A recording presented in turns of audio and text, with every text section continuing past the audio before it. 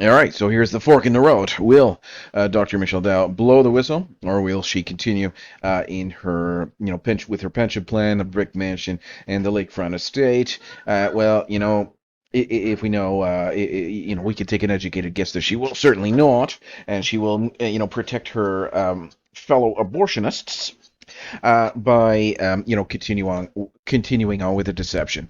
So if Michelle Dow were to blow the whistle on the abortion and contraceptive industry, if she had one sliver of honor left in her, at that point, you have to understand how cold and hardened the heart becomes once you kill a baby, and then you get rewarded. Quite handsomely, with a very beautiful salary and incentives from the industry and all this stuff. Your heart it becomes cold and hardened. So don't expect any kind of honor or remorse or anything like that. Certainly a depraved lunatic with a cold and hardened heart. But let's say, for example, if she were to blow the whistle on the abortion and contraceptive industry, it would be a massive turning point. Here's how it might unfold. So, a public confession. She steps forward acknowledging that she has knowingly prescribed abortifacient drugs and participated in a system that deceives women about their reproductive health. She admits that these medications do not simply prevent ovulation, but actively contribute to the loss of human life at the embryonic stage. Like I said, it's a real baby. It's a real baby that is lost because of her, not because of the corrupt lawmakers, not because of the pharmaceutical industry executives and all that stuff. No, the blame and the culpability rests squarely on her shoulders, and she is certainly guilty of a massive crime, a massive crime. So, revealing industry corruption. Let's say, for example, she were to blow the whistle. She exposes how pharmaceutical companies, lawmakers, and medical institutions have pushed a false narrative about conception and pregnancy in order to increase profits, the profits that she directly, makes for them. She's just a foot soldier in this whole machine. So she discloses a direct and indirect pressures placed on her as a doctor to prescribe these drugs without full transparency. She would say, "Look, I admit I did this, and there was a lot of pressure to be able to, deceive the woman so that they were to." I'm sorry about that. That is not what I want at all. I'm sorry about that. These pop-ups are getting annoying. I'm sorry about that. Oh man. Anyway, oh man, it's just not right. Sorry about that. So a call for we'll just continue. A call for ethical medicine. She renounces her past actions, calls on fellow medical professionals to do the same, and urges a return to true Hippocratic medicine. She advocates for a full disclosure to patients and an end to deceptive practices in reproductive health care. So the legal and professional fallout, the industry would immediately attempt to discredit her, stripping her of medical credentials, dismissing her claim as misinformation, and possibly taking legal action against her for breaking industry non-disclosure agreements. Um, but her testimony would be too significant to ignore, right? So this testimony would be powerful. It would, certainly would be powerful, and it could be used to save lives, right? That's the whole point here. We could be saving lives.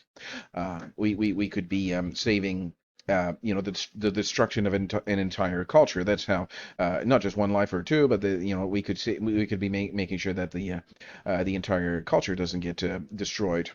It would be a powerful testimony, right? Does she still, would she still be a criminal and still, belong in jail? Absolutely. I mean, are you kidding me? This kind of culpability doesn't just go away because you're blowing the whistle, and that's why she's probably not going to blow the whistle. The statistical probability of her blowing the whistle is zero.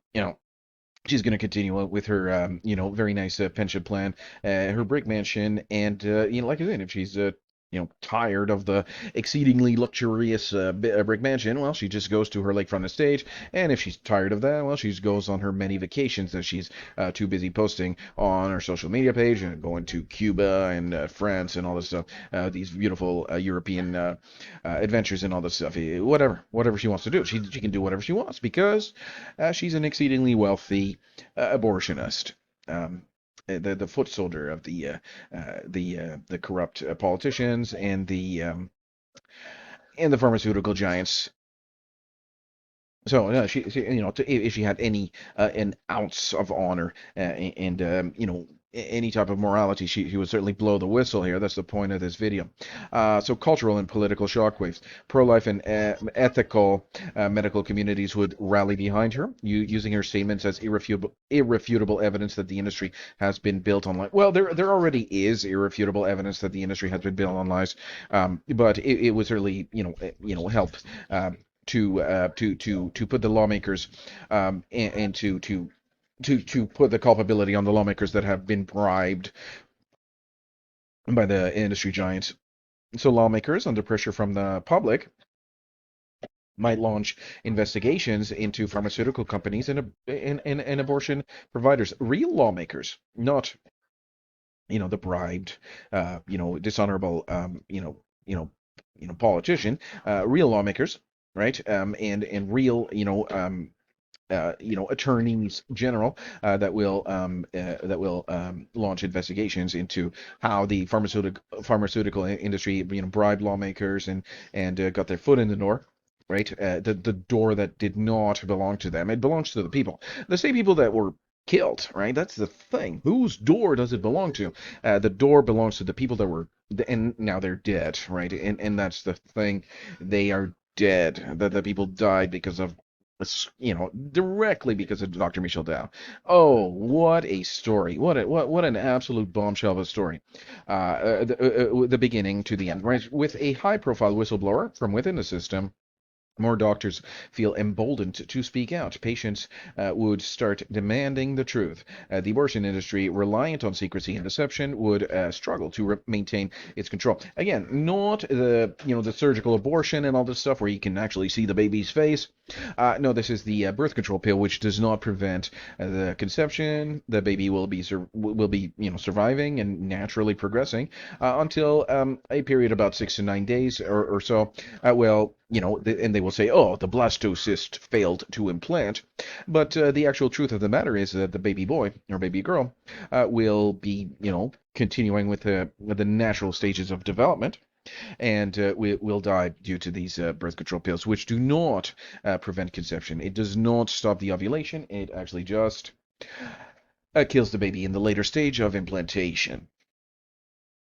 So Dr. Dow could either remain complicit in a system of destruction or take a courageous stand to expose it. If she were to choose the latter, history would remember her not for her past, but for the moment she chose truth over profit. And in addition to whistleblowing, I would like to see her, step her own feet where she belongs, in the federal penitentiary. And she where if she had any kind of honor at all, she would blow the whistle on this and put herself where she belongs, in the federal penitentiary, for a period of life imprisonment. She belongs in the prison for life without the eligibility for parole. No parole. She has to do a full 25 years before she's even has the idea of an application for parole.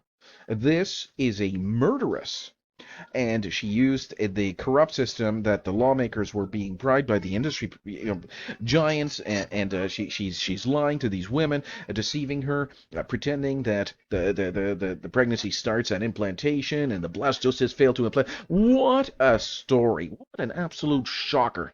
When I can expose this, when I actually took the entire matter, grasped the reality and seriousness of this matter here, and furthermore, to the fact that she will not blow the whistle. Absolutely not. What kind of what kind of what else does she have left? She's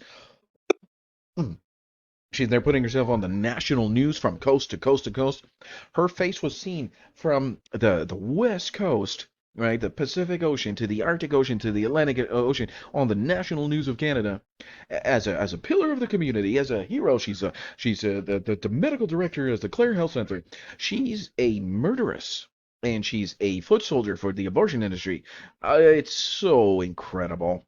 I'm having a hard time to explain this in everything that I'm here. I'm putting the notes. I'm doing a screenshot, reading the notes, and still I cannot fully express the seriousness of this. The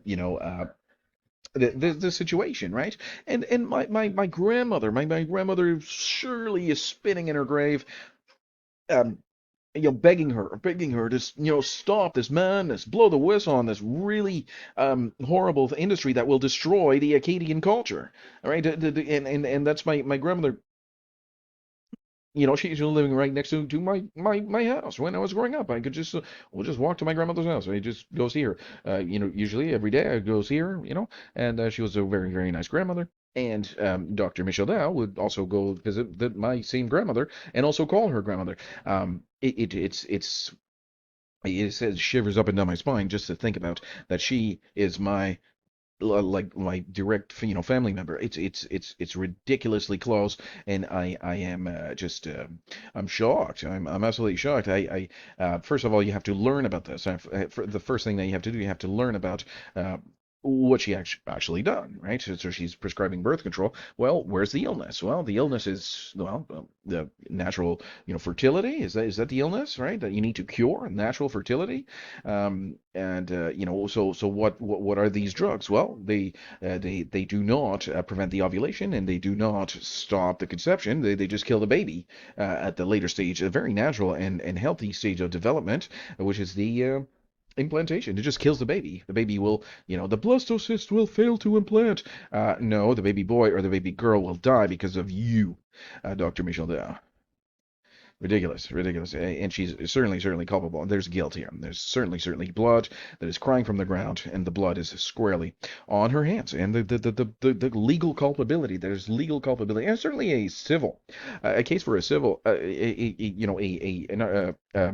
reasonable argument could be made for a civil case that would bring, damages would be paid out to people that have lost children because of her, right? So, and it's not just it's not just the baby that has died. It's not just the baby that has died.